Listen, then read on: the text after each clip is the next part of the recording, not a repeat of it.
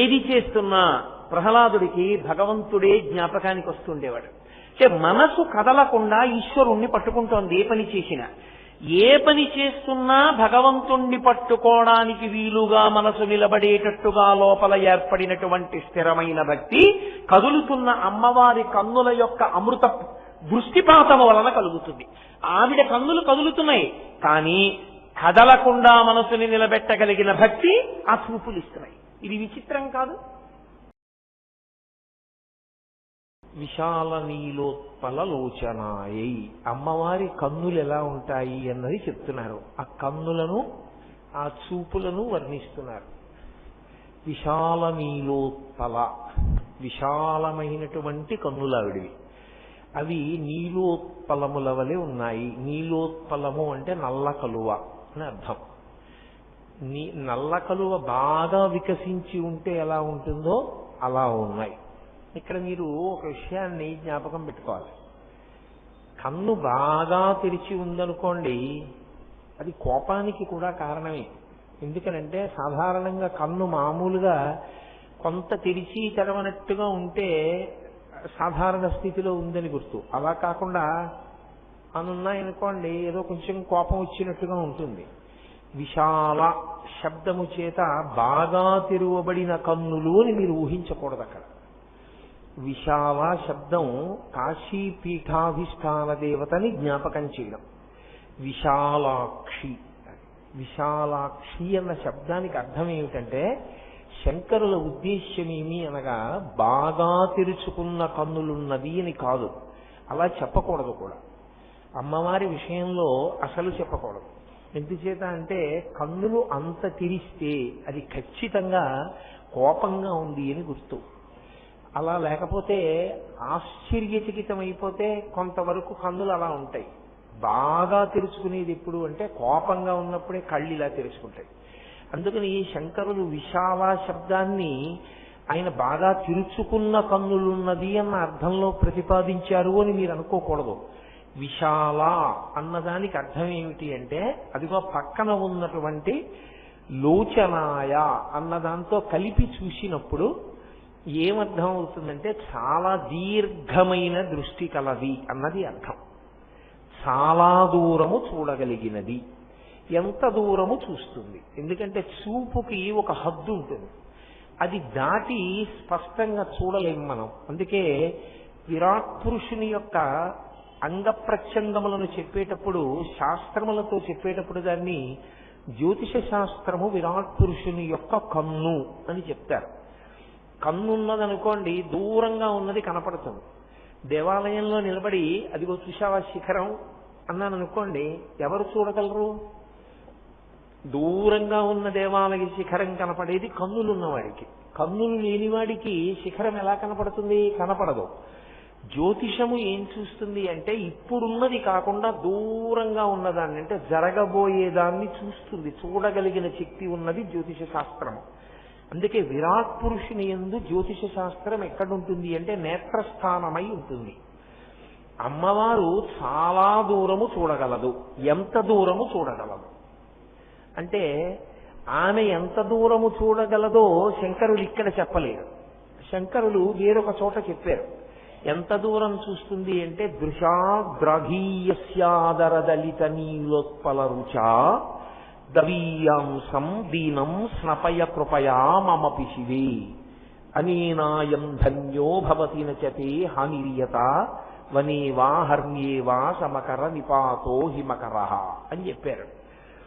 సౌందర్య లహరిలో ఇదే మాట వాడారు ఆయన. నీలోత్పల అన్న మాటే వాడుతూ దరదలిత అన్న శబ్దాన్ని వేశారు. బాగా తెరుచుకున్నది అన్న అనుమానం రాకూడదని తెరుచుకున్నట్టుగా ఉన్నది అని దృశాద్రాఘీయస్యాదరదలిత నీలోత్పల రుచా. అమ్మవారు ఎంత దూరం చూస్తుందంటేట ఎంతవరకు బ్రహ్మాండములున్నాయో అంతకన్నా ఎక్కువగా చూస్తుంది. ఎందుకు అలా చూడడం ఆవిడ అంటే జగత్తంతటినీ కన్నా తల్లి కనుక. అమ్మకుండే లక్షణం ఏమిటి? పిల్లవాడు పెరట్లో ఆడుకుంటూ ఉంటాడు, అమ్మ వంటింట్లో వంట చేసుకుంటూ ఉంటుంది. వంట చేసుకుంటున్న అమ్మ పిల్లవాడు పెరట్లో ఆడుకుంటున్నాడు కదా అని ఊరుకోదు. వంట చేస్తూ చేస్తూ మధ్యలో ఒకసారి వచ్చి ఆ పెరట్లోకి చూస్తుంది వాడు ఏం చేస్తున్నాడు. వాడు ఏదో చెట్టు ఎక్కుతున్నాడు అనుకోండి, అక్కడి నుంచి ఒక కేకేస్తుంది, ఎవరే ఆ చెట్టు ఎక్కకు పడిపోతావు కిందకి దిగంటుంది. అంటే ఏది చేస్తున్నా ఆవిడ దృష్టి పిల్లవాని యొక్క సంక్షేమం మీద ఉంటుంది. అందుకే మీరు చూడండి, తల్లి తండ్రి కలిసి కూర్చుని మాట్లాడుకుంటున్నారు అనుకోండి, కలిసి కూర్చుని మాట్లాడుకునేటప్పుడు పిల్లవాడు ఎక్కడో క్యారం అన్నాడు అనుకోండి, తండ్రి అలాగే మాట్లాడుతూ ఉంటాడు. తల్లి అంటుంది ఎక్కడో పిల్లాడు అరిచినట్టుందండి అంటుంది. అమ్మ శబ్దంలో ఉన్నటువంటి ప్రేమ అటువంటిది. పిల్లవాడు ఎక్కడ క్యారమన్నా ముందు వినేది ఎవరు అంటే అమ్మ. అమ్మ చూపు ఎంత దూరం ఉంటుంది అంటే ఈ బ్రహ్మాండములు ఎంతవరకు ఉన్నాయో అంతకన్నా ఎక్కువగా ఉంటుంది అన్నారు శంకరాచార్యుల వారు. ఇంగ్లీష్లో అయితే కంపారిటివ్ డిగ్రీ వేశారు. దృశాద్రాఘీయస్యాదరదలిత నీలోత్పల రుచా, ఈ బ్రహ్మాండముల కన్నా అవతలి వరకు చూస్తూ ఉంటుంది. ఎందుకు అలా చూస్తూ ఉంటుంది? అందుకే ఆవిడ కన్నులు ఎప్పుడూ కేవలం ఇలా ఉండవు, ఇలా ఇలా తిప్పుతూ ఉంటుంది అన్నారు శంకరాచార్యుల వారు. ఇటు ఇటు తిప్పుతూ ఉంటుంది. ఎందుకు అలా తిప్పడం అంటే బ్రహ్మాండం అంతా ఇలా చూసుకుంటూ ఉంటుంది. ఆకర్ణాంత విశాల నేత్రములతో ఈ బ్రహ్మాండములో ఉన్న నా బిడ్డలందరూ సంతోషంగా ఉన్నారా, అందరూ క్షేమంగా ఉన్నారా, ఎవరైనా నన్ను పిలుస్తున్నారా అని ఆవిడట కన్నులు తిప్పుతూ కనుబొమలు ముడివేస్తుంది. కనుబొమలు ముడివేయడం కూడా కోపానికి కారణమే. కోపం వచ్చినప్పుడు కనుబొమలు ఇలా ముడేస్తారు. రెండోది ఎప్పుడు ముడేస్తారు? బాగా దృష్టి పెడితే ముడివేస్తారు. నేనేదో చాలా తీవ్రంగా ఆలోచిస్తున్నాను అనుకోండి, ఏదో విషయం గుర్తొచ్చింది నాకు, ఆలోచిస్తున్నాను, అప్పుడు నా ప్రమేయం లేకుండా అది కనుబొమలు ముడిపడతాయి. కనుబొమలు ముడిపడ్డాయంటే రెండే కారణాలు. ఒకటి ఆలోచన, రెండు కోపము. కోపం వచ్చినప్పుడు కూడా మామూలుగా కనుబొమలు ఎలా ఉంటాయో అలా ఉండవు, అని ఇలా పెడతాడు, పెట్టి కళ్ళు పెద్దవి చేస్తాడు. అందుకని కనుబొమలు ముడిపడితే కోపమైనా కారణం అవ్వాలి, కనుబొమలు ముడిపడితే ఏదో ఆలోచనైనా కారణం అయి ఉండాలి. అమ్మవారి కనుబొమలు ముడిపడి ఉంటాయి ఇలాగా. ఎందుకు ముడిపడతాయంటే ఆవిడ లోకం గురించి భ్రువౌ భుగ్నే కించిత్ భువన భయభంగ వ్యసనిని అన్నారు శంకరాచార్యుల వారు. భువన భయభంగ వ్యసనిని. ఆమెకి ఎప్పుడూ ఆలోచనగా. ఏమిటి ఆలోచన అంటే, ఎవరైనా నా పిల్లలు అమ్మా అని పిలుస్తున్నారా, పిలిస్తే నేను చూడాలి కదా, అందుకని అమ్మా అంటారేమోనని ఇలా పెట్టి అదే దృష్టి పెట్టి ఉంటుంది. ఎవరైనా పిలుస్తారేమో అని వింటూ ఉంటుంది. అందుకని కనుబొమలు ముడిపడి ఉంటాయి. కోపం చేత కాదు, మన యందు దయచేత. అసలు ఆ స్వరూపాన్ని మీరు ఒకసారి ఊహ చేస్తే పరదేవతకి నమస్కరించకుండా ఉండలేరు. ఇంత దయామయీ అయిన తల్లి, అరేరే అమ్మా అంటే పలకడానికి సిద్ధంగా ఉన్న అమ్మ నీకు నమస్కారం చేయకుండా ఎలా ఉండగలనమ్మా అనిపిస్తుంది. కాబట్టి భ్రువౌ భుగ్నే కించిత్ భువన భయభంగ వ్యసనిని అయిన తల్లి బ్రహ్మాండములు ఎంతవరకు ఉన్నాయో అంతవరకు చూస్తూ ఉంటుంది. ఆ చూసేటప్పుడు ఎలా ఉంటుందంటేట, విశాల నీలోత్పల లోచనాయై, ఆమె కన్నులు నల్ల కలువల వలె ఉంటాయి అన్నారు శంకరులు. తెల్లకలు ఉంది లోకంలో, ఎర్రకలు ఉంది, నల్లకలు ఉంది. ఈ మూడిటిలో శంకరాచార్యులు వారు నల్ల కలువని తీసుకుని తెల్ల కలువని ఎర్ర కలువని విడిచిపెట్టడం ఎందుకు?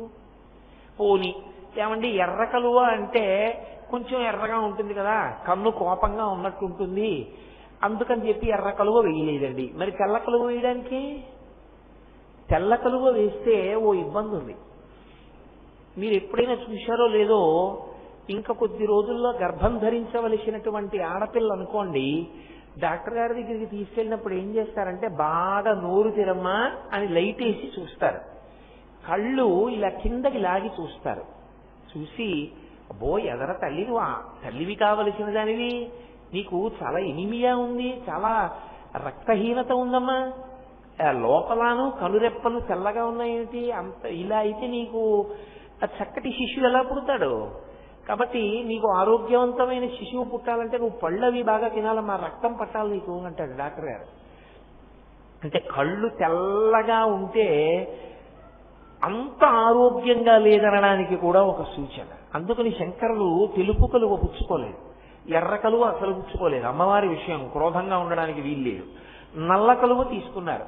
బాగుందండి, నల్ల కలువ తీసుకున్నారని అంటున్నారు, అమ్మవారి కళ్ళు నల్లగా ఉన్నాయి అంటే ఏమిటి దాని ఉద్దేశ్యం?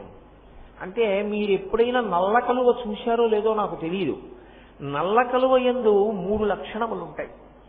ఒకటి, పైకి చూస్తే కలువ పువ్వు నల్ల కలువ చక్క అందంగా ఉంటుంది. మీరు ఇలా దగ్గర పెట్టుకుని దాని రెక్కలు కొంచెం జాగ్రత్తగా రేకులు ఇలా విప్పి ముఖాన్ని దగ్గరగా పెట్టి చూడండి, తెల్ల కలువకి ఎర్ర కలువకి లేని లక్షణం ఒకటి నల్ల కలువకు ఉంటుంది. మీరు అనుభవించాలి ఎప్పుడైనా. ఆ పువ్వులు చూసినప్పుడు అనుభవించిన వాళ్ళకి తెలుస్తుంది. అసలు అలా అనుభవించడం తెలియని వాళ్ళ గురించి నేనేం చెప్పను. నల్ల కలువ దగ్గరగా ముఖం పెడితే చల్లదనం కొడుతుంది ఇలా కళ్ళ మీదకి. ఎంత చల్లగా ఉంటుందో నల్ల కలువని దగ్గర పెట్టుకుంటే. తెల్ల కలువకి ఎర్ర కలువకి నీటి బిందువులు లోపల ఉండవు. నల్ల కలువని మీరు విప్పి చూడండి, లోపల క్షమాయింపు ఉంటుంది, కొద్దిగా తడి ఉంటుంది. కంటికి తడి ఉండాలి. కంటికి తడి లేదనుకోండి ఆరిపోయిన కన్ను. ఆరిపోయినదై ఉండకూడదు కన్ను. ప్రత్యేకించి స్త్రీ కంటికి తడి అన్న మాట దేనికి ఉపయోగపడుతుందో తెలుసా? అది కంటి తడి అంటే అమంగళకరమని కాదు, ఆర్ద్ర అంటే బీయింగ్ వెట్ అంటాం ఇంగ్లీష్ లో. క్షమాయింపు ఉండుట. ఆ క్షమాయింపు ఏమిటంటే భర్త గారి మీద అనురాగం ఆ క్షమాయింపు. అందుకే ఆర్ద్ర అంటారు. తడిసిపోయిందండి అంటారు చూడండి. ఆయన తడిసి ముద్దయిపోయాడండి అంటారు. ఆయన ప్రేమ చేత తడిసి ముద్దయిపోయాడండి, ఆవిడ వాళ్ళ ఆయన ప్రేమలో తడిసి ముద్దయిపోయిందండి అంటారు. ఆ తడిసి ముద్దయిపోవడం అన్న తడి నల్ల కలువకే ఉంటుంది. లోపల తడి నీటి బిందువులు ఉంటాయి. అది లేకపోతే అమ్మవారికి అయ్యవారి మీద ఉన్నటువంటి అనురాగమును ఆవిష్కరించడంలో లోపం వస్తుంది. అమ్మ బాబో, శంకరాచార్యులు వారు ఒక ఉపమానం తీసుకున్నారంటే అంత ఆలోచన చేస్తే కానీ వారు వెయ్యరు. పైగా మీకు నేను ఇంకొక విషయం చెప్తున్నాను.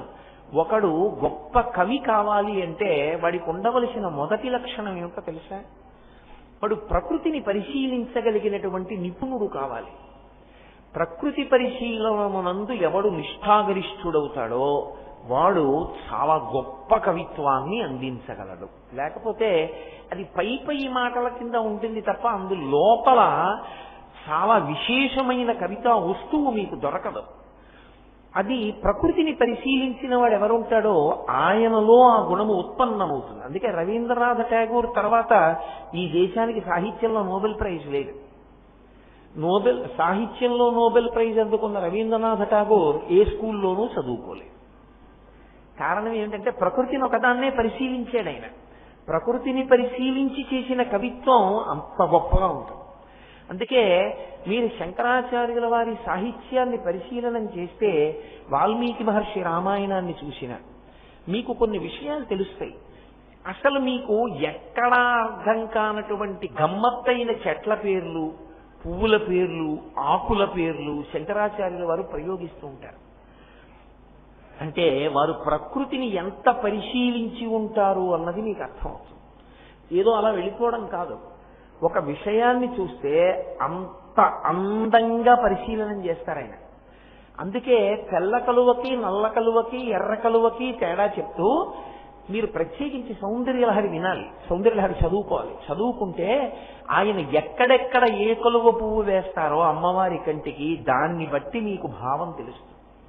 అంత లోతుగా ఉంటుంది. ఉపమానం వేస్తే మీరు ఎక్కడా ఇంకా పక్కకి తీలేరు. అన్ని లక్షణములు ఆ కంటిలోకి వచ్చేస్తాయి అంతే. అంత గొప్పగా తీసుకొచ్చేస్తారు ఆయన. అందులో ప్రత్యేకించి మీరు దేని గురించి చెప్పండి, ఇబ్బంది ఉండదు. ఏదో ఒక ఉపమానం వేసి సరిపెట్టే ప్రయత్నం చెయ్యొచ్చు. కన్నుల విషయంలో చాలా జాగ్రత్తగా ఉండాలి. ఎందుకనో తెలుసా? కన్నులు ఒక్కటే నవరసములను ఆవిష్కరిస్తాయి. శరీరంలో మిగిలిన ఏ అవయవము నవరసములను ఆవిష్కరించదు. ఏదో నాకు కోపం వచ్చిందనుకోండి, ఇలా అంటాను, నా చెయ్యి చెప్తుంది.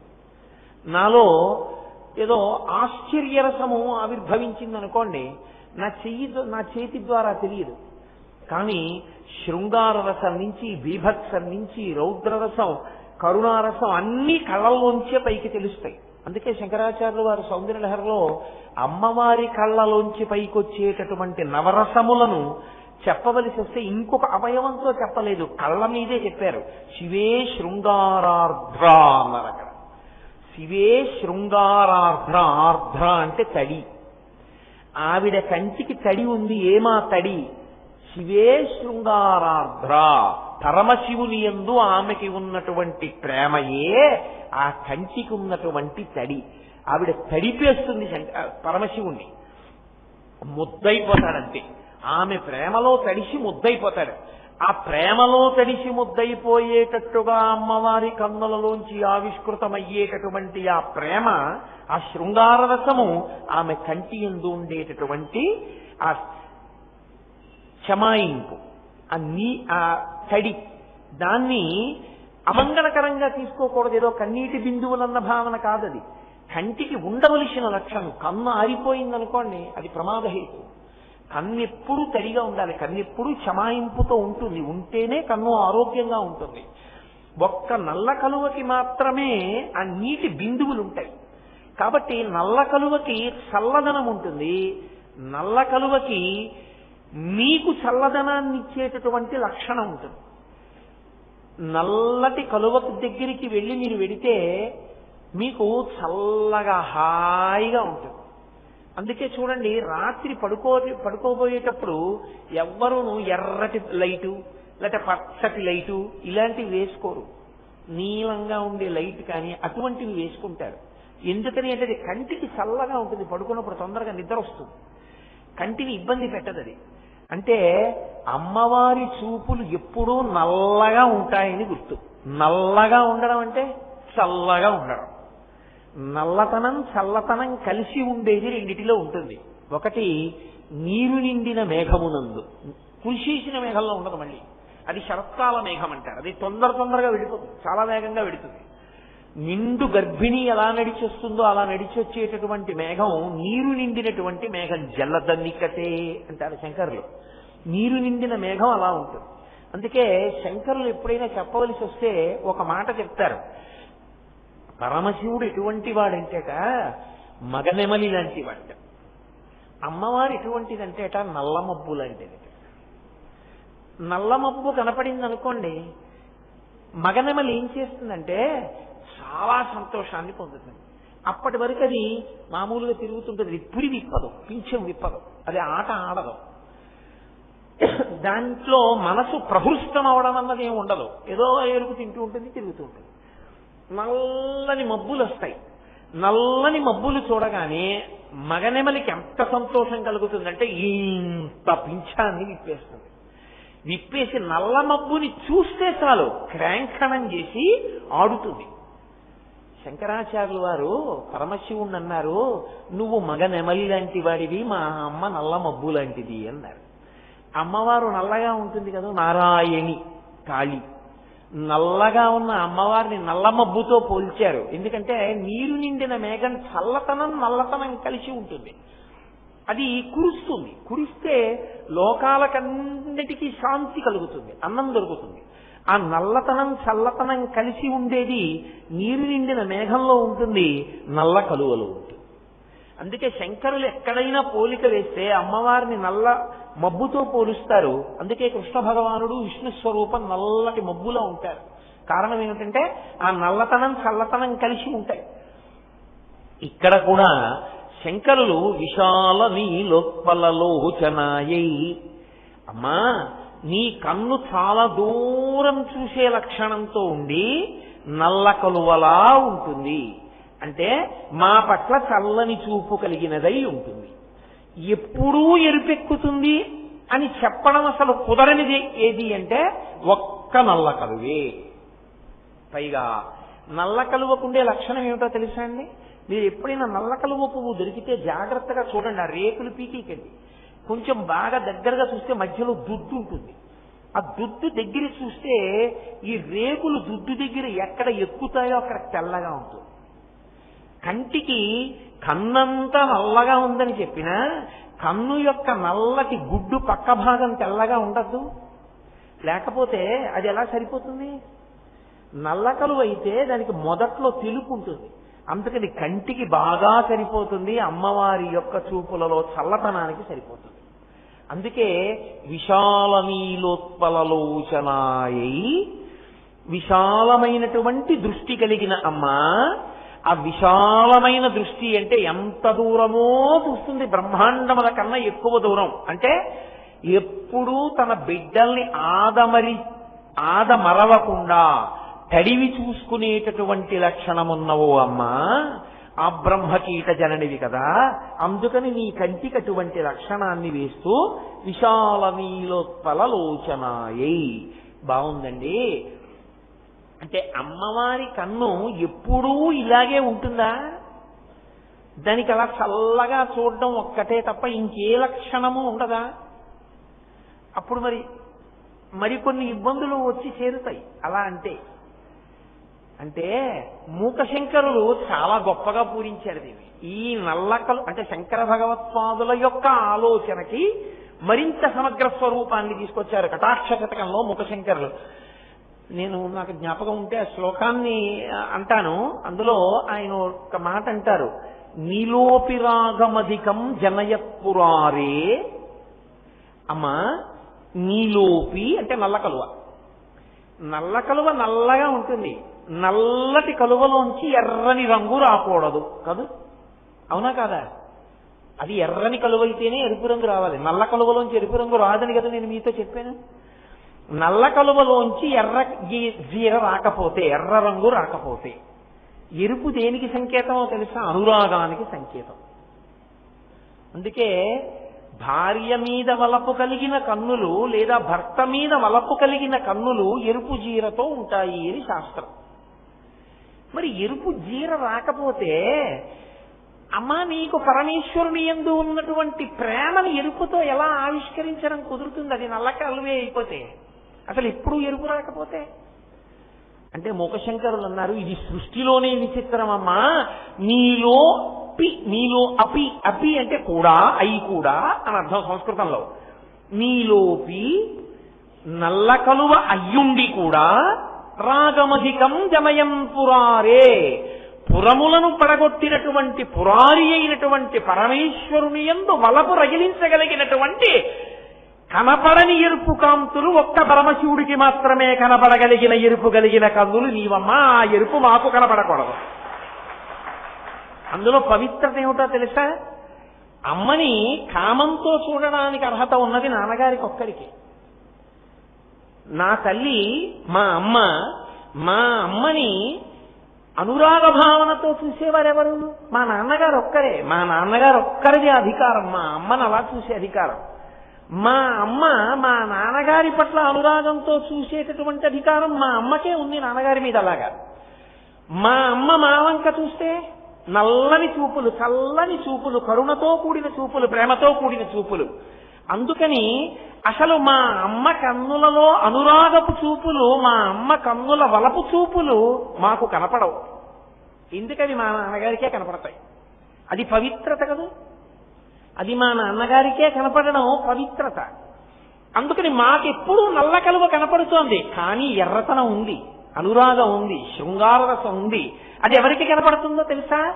ఒక్క పురారికే కనపడుతుంది. మీకు నాకు ఎందుకు కనపడ్డం? అసలు ఆవిడ శివకామ సుందరి, ఆవిడ పరమేశ్వరునికి ఇల్లాలు, మనకి జగజ్జనని మన అమ్మ. మన వంక చూడవలసింది నల్లగా, మన అమ్మ వంక చూడవలసింది చల్లగా. మనకెందుకు ఆ ఎరుపు? అమ్మ కళ్ళల్లో ఎరుపు మనకి కనపడనూకూడదు. మనం అమ్మవారి కన్నుల వంక చూసేటప్పుడు ఎరుపు చీరతో చూడనూకూడదు. అందుకని నీకు అనవసరం కాబట్టి నీకు కనపట్టలేదు. ఎవరికి కనపడాలో వాడికి కనపడుతోందా ఎరుపు చీర అన్నారు.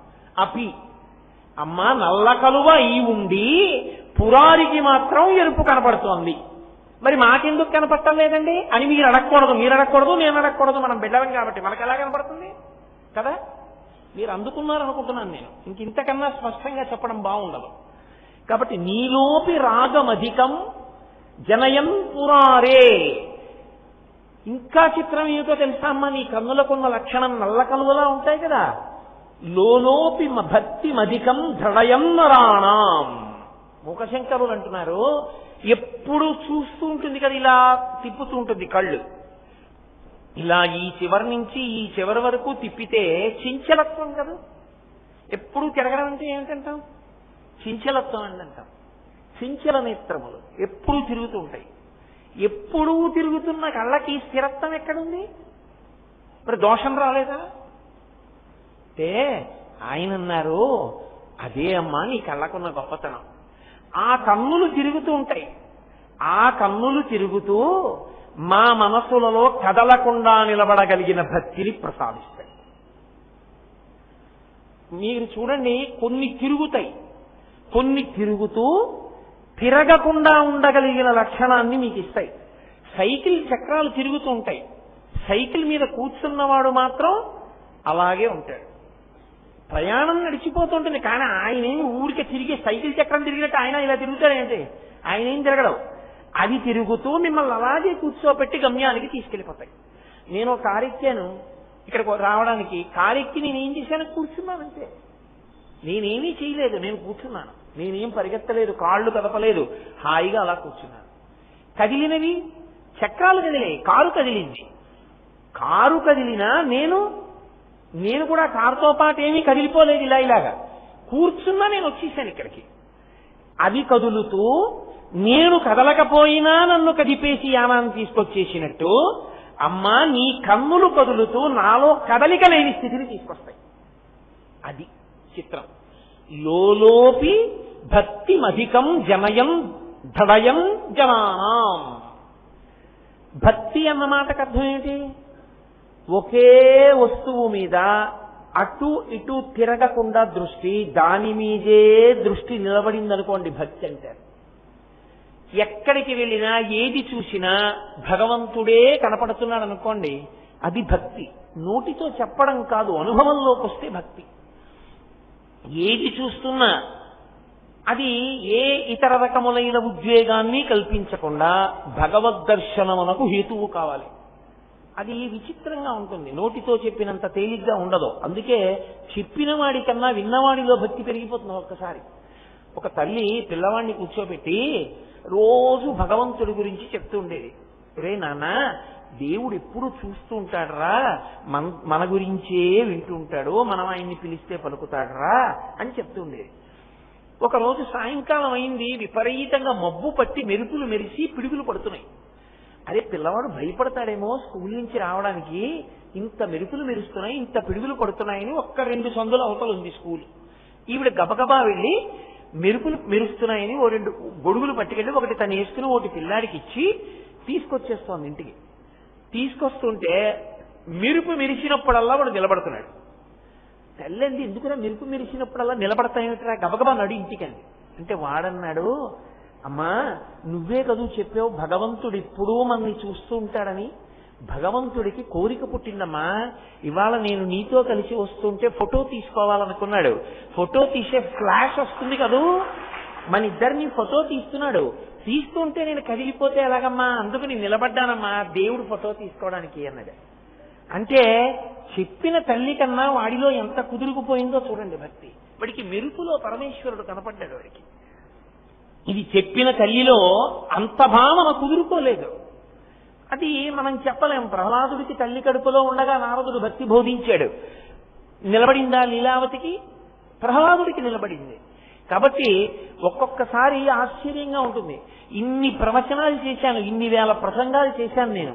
ఇన్ని వేల ప్రసంగాలు చేసిన నా భక్తి కన్నా అసలు నా సభలలో ఎప్పుడూ పాల్గొనే అలవాటు ఉన్న వాళ్ళకి పెరిగిపోయినంత భక్తి నాకు ఉందా అనిపిస్తూ ఉంటుంది నాకు ఒక్కొక్కసారి. అలా పెరిగిపోయే వాళ్ళు ఉంటారు. అది లోకంలో ఆ మర్యాద, ఒక్కొక్కరి అదృష్టం, అది సంస్కారం, ఈశ్వరానుగ్రహం, గురువానుగ్రహం, అలా పెరుగుతుంది భక్తి. కాబట్టి అమ్మవారి కన్నులు తిరుగుతూ ఉంటాయి. భక్తి ఎందేమవుతుంది? ఎప్పుడూ పరమేశ్వరుని ఎందే దృష్టి ఉంటుంది. అంటే సంతత తైలధార అంటారు భక్తిని. ఒక నూనె ధార పడుతున్నప్పుడు జిగురుగా ఎలా పడిపోతుందో, భక్తి కలిగిన వాడి హృదయం ఏ పని చేస్తున్నా భగవంతుడి మీదే నిలబడుతుంది. పానీయంబులు త్రాగుచున్ కొడుచుచున్ భాషించుచున్ హాసలీలా నిద్రాదులు చేయుచున్ తిరుగుచున్ లక్షించుచున్ సంతత శ్రీనారాయణ పాద పద్మజుగళి చింతామృత స్వాద సంధానుండై మరచన్ సురారిసుకుడే తద్విశ్వమున్ భువరా అంటారు పోతన గారు భాగవతంలో. ఏది చేస్తున్నా ప్రహ్లాదుడికి భగవంతుడే జ్ఞాపకానికి వస్తుండేవాడు. అంటే మనసు కదలకుండా ఈశ్వరుణ్ణి పట్టుకుంటోంది. ఏ పని చేస్తున్నా భగవంతుణ్ణి పట్టుకోవడానికి వీలుగా మనసు నిలబడేటట్టుగా లోపల ఏర్పడినటువంటి స్థిరమైన భక్తి కదులుతున్న అమ్మవారి కన్నుల యొక్క అమృత దృష్టిపాతము వలన కలుగుతుంది. ఆవిడ కన్నులు కదులుతున్నాయి, కానీ కదలకుండా మనసుని నిలబెట్టగలిగిన భక్తి ఆ చూపులు ఇస్తున్నాయి. ఇది విచిత్రం కాదు? నల్లని కలువయ్యుండి పరమేశ్వరుని యందు ఎర్రని అనురాగమును కురిపించడం. నల్లని కలువయ్యుండి అమ్మవారి కన్నులు తిరుగుతూ మన యందు ఎప్పుడూ తిరిగే అలవాటు ఉన్నటువంటి మనస్సుని తిరగకుండా నిలబడగలిగిన లక్షణాన్ని ఇవ్వడం. అసలు తిరిగేది ఏది అంటే మనసు ఎట్టి పరిస్థితులలోనూ ఒక చోట ఉండదు. రోగం ఏమిటో డాక్టర్ గారు కనిపెట్టడం ఆయన మొదటి విజయం. అసలు రోగం ఏమిటో తెలిస్తే విరుగుడికి మందన్నా ఇవ్వచ్చు, ఈ రోగం కుదరదనన్నా చెప్పచ్చు. అసలు రోగం తెలియకుండా వైద్యం చేస్తే కొత్త రోగాలు వస్తాయి కదా. రోగం తెలియడం మొదటి విజయం అయినట్టే అసలు మనసు నిలబట్టలేదని తెలుసుకోవడమే మొదటి విజయం. ఆ తర్వాత నిలబెట్టే ప్రయత్నం చేయొచ్చు. దేని మీదకి పోతోంది, ఎందుకు పోతోంది, ఎలా వెనక్కి తీసుకురావాలి గురువు గారు చెప్తారు. కానీ అసలు కదులుతోందన్న విషయం తెలియకుండా నా అంత భక్తులు లేడంటుంటే వాడిని ఉద్ధరించేవాడు ఎవడు లోకంలో? మనసు నిలబడదు, అది దాని లక్షణం. మీరు ఏం చేస్తుండంటే అది ఇంకో చోటు పెడుతుంది. ఎందుకంటే అది సంకల్ప వికల్ప సంఘాతము. కొన్ని కోట్ల జన్మలుగా దానికి అంత వేగాన్ని మనం అలవాటు చేసేసాం. అలవాటు చేసి ఇప్పుడు దాన్ని నిలబెడదాము అన్నాం అనుకోండి, అది నిలబడదు. అది సాధ్యమయ్యే విషయం కాదు.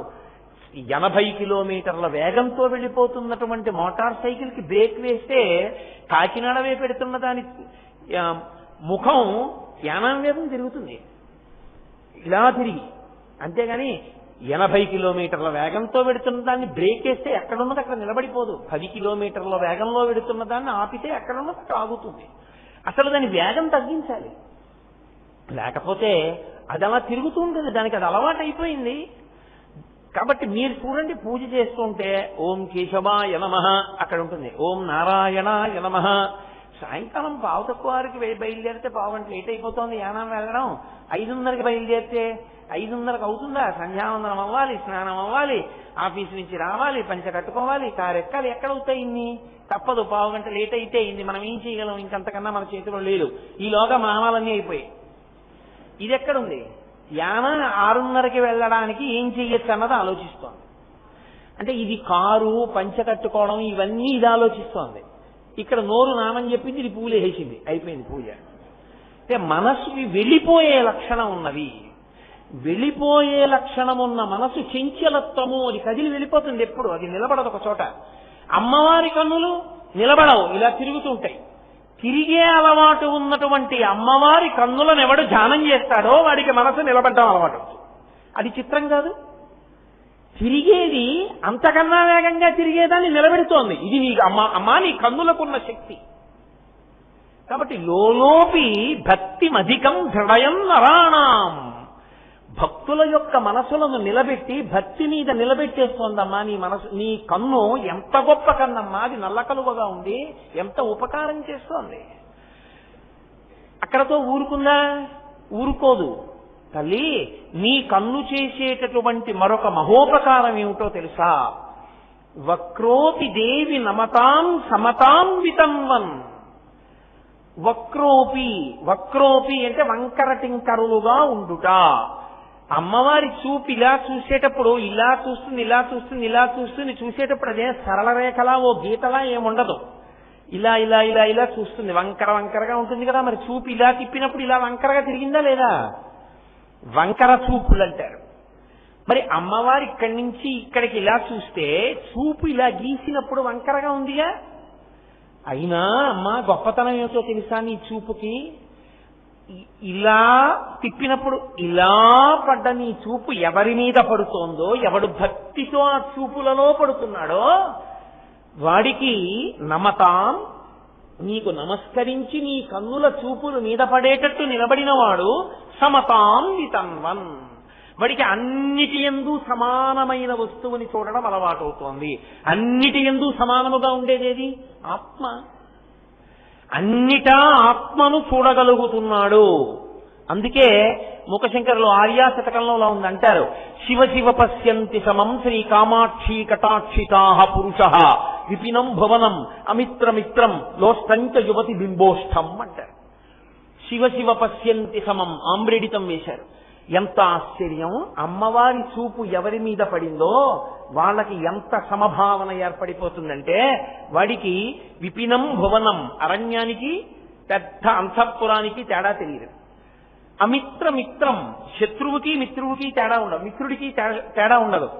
లోష్టంచ యువతి బింబోష్టం, యువతి బింబోష్టమునకు లోష్టం అంటే ఒక రాతికి తేడా ఉండదు. అంత సమానత్వమును పాటించగలిగిన వాడైపోతాడు అంటే అంతటా భగవద్ దర్శనము చెయ్యగలిగిన వాడైపోతాడు ఆవిడ చూపు పడితే.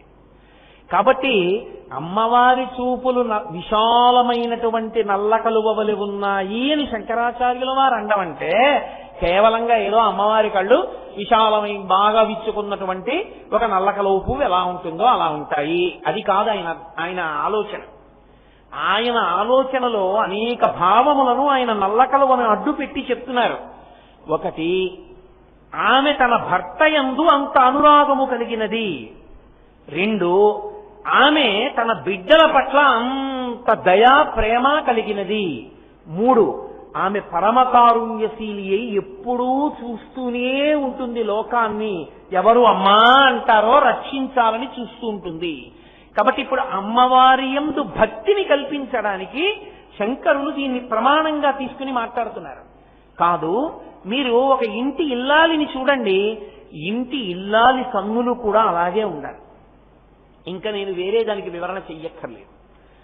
తన బిడ్డల యందు అపారమైనటువంటి ప్రేమ, తన భర్త యందు మాత్రమే విశేషమైనటువంటి అనురాగము, తన వారి గురించి ఎప్పుడూ తాపత్రయం. కొత్తగా చెప్పక్కర్లేదు ఏ తల్లికైనా. మహానుభావుడు బసవపురాణం చేస్తూ ఓ మాట అంటాడు, పాల్కురికి సోమనాథుడు ఓ మాట అన్నాడు, ఒక పువ్వు ఒక మొగ్గలో సౌరభము లేదు. మీరు మల్లె మొగ్గని తీసి చిన్న మొగ్గని విప్పి చూశారనుకోండి, పసరిక వాసన వస్తుంది, దాంట్లో సౌరభం ఉండదు. అదే చిన్న మల్లె మొగ్గ ఇంత మల్లె మొగ్గ అయి సంధ్యాకాలంలో విచ్చుకున్నప్పుడు మీరు వాసన చూశారనుకోండి, మీరు వాసన చూడక్కర్లేదు, దగ్గర నిలబడితే సౌరభం వస్తుంది. మొగ్గలో లేని సౌరభము పువ్వుగా ఉన్నప్పుడు ఎలా వచ్చింది? అంతే, అది సృష్టి రహస్యం, అది ఎవరికీ తెలియదు. మొగ్గగా ఉన్నప్పుడు పసరిక వాసన, పువ్వుగా ఉన్నప్పుడు విశేష సౌరభం.